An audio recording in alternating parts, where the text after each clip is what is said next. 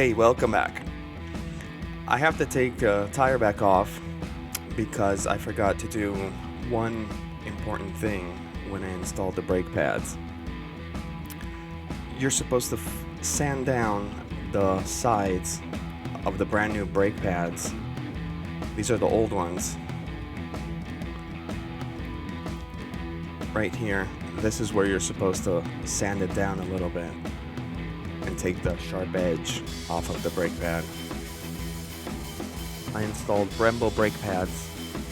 The model number is P28089 and they're for the Civic hatchback.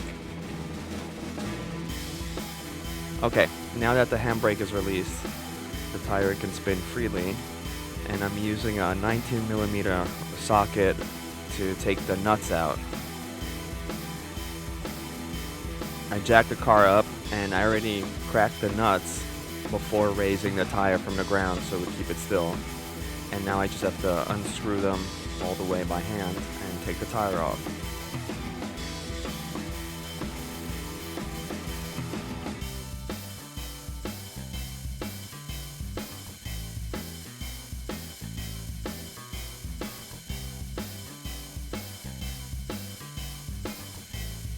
Okay, all 5 nuts are out.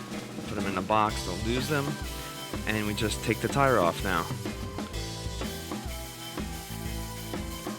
What I like to do is slide the tire under the car behind it so that the tire keeps the car from falling down all the way to the ground should the jack fail.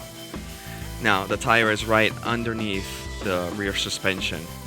So if it actually goes down, it'll just lean on the tire and it won't reach the ground all the way.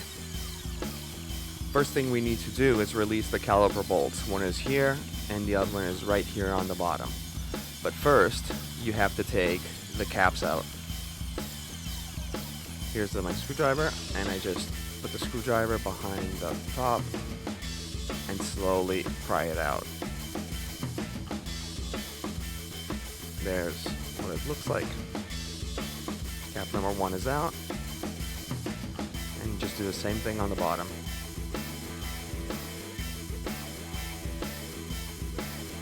And there is cap number 2.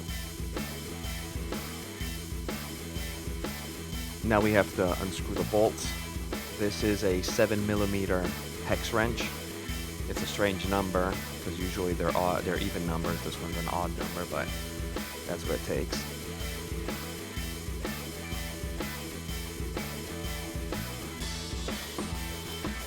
So I loosen up the top one first, just a little bit, and then I loosen the bottom one up, and I keep going top to bottom, loosening up a little bit at a time, because I like for the caliper to come out in a symmetrical way. It just comes out straight and it's not coming out at any weird angles.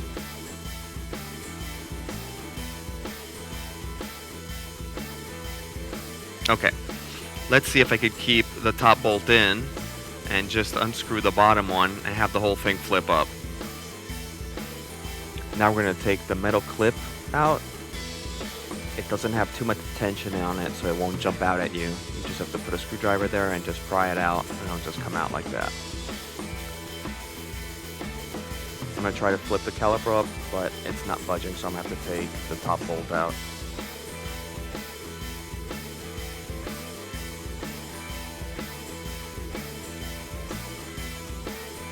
Okay, the bolt's out, and now I just slowly pull it up. Just the top part comes out, the bottom stays in. Slide it out slowly, keep the brake pads in place, and you want to be careful not to pinch the hose. That hose right there. So I'm just gonna put it here and it should be stale.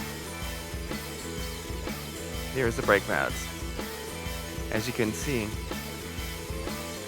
this is perfectly squared. The side of the brake pad is actually 90 degrees. And this is what's making the noise. that lip right there on the top.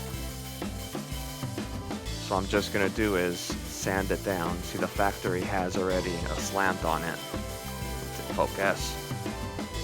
There we go. That's factory slanted. The rest of the brake pad is 90 degrees. So it creates that lip. That lip right there is what's making the noise. I'm gonna sand this down and give it a little slant. Okay, I got it sanded down. I put a little slant on it. And I'm gonna hit the sides too, because I already did the center.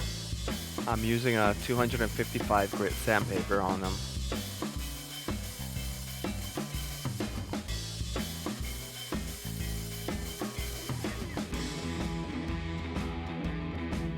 Here you can see the final result, how the side isn't a 90-degree angle anymore, but it's more rounded, so it shouldn't make any noise against the disc. I hit the whole brake pad all around, and oops, oh, that's grease. That is very bad. I'm gonna have to sand it down to get it off of the brake pad.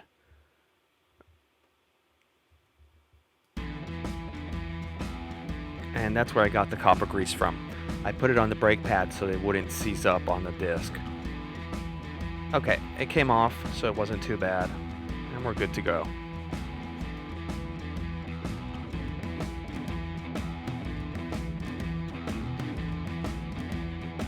One pad down, and the next pad is the inside pad. It has the exact same lip on it. So I'm gonna sand this one down too, and put a slant on it all around. Okay, this one's all sanded up. I hit the sides, I hit the bottom, and as you can see, this pad has the factory slant on it also.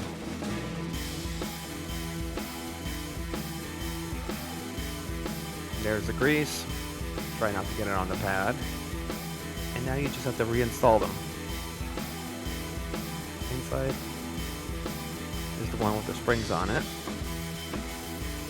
And here's the outer pad. You just sit them right there.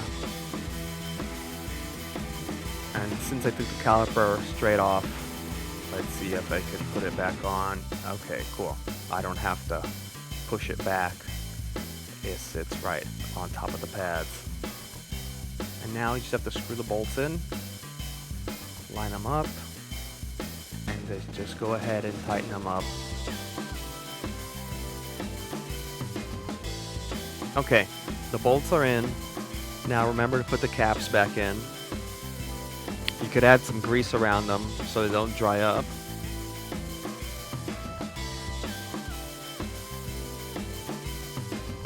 The caliper is supposed to wiggle. This is perfectly normal. And now the fun part, putting the clip back in. Just put the bottom in first. Use a screwdriver for leverage. And put the pin in the hole. And just don't get your glove pinched in between the metal part and the caliper.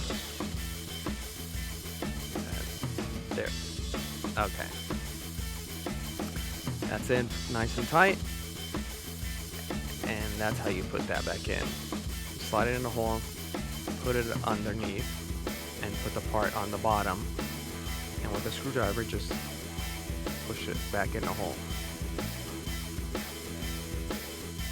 As far as I can tell, the piece is holding the caliper down, so your pads don't jump up and down when you hit holes or when you take sharp turns. The fixed part doesn't move, and that's the actual caliper that moves a little bit because it wiggles, as you saw before. So that's actually pulling the caliper down, keeping the brake pads in place. And we're done. I hope this video was at least a little bit helpful, and thanks for watching, guys. I'll see you next time.